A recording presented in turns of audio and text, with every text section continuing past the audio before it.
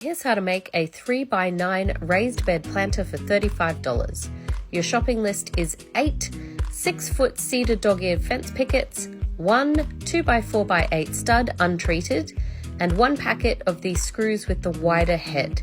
First thing is cut those dog ears off the top of your 8 pickets, and then you're going to take your 2x4 stud and cut it into 8 11-inch long pieces, and you will have 1 small piece left over.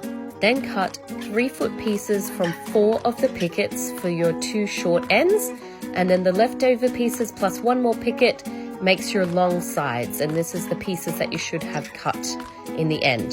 Then it's time to screw it all together. Make sure on your long sides that you're staggering the joints, so you should have 1 short piece, 1 full picket, and then the opposite. Then you can stand up the corners and attach those short 3-foot ends, and there you have it, a 3x9 raised bed planter for $35.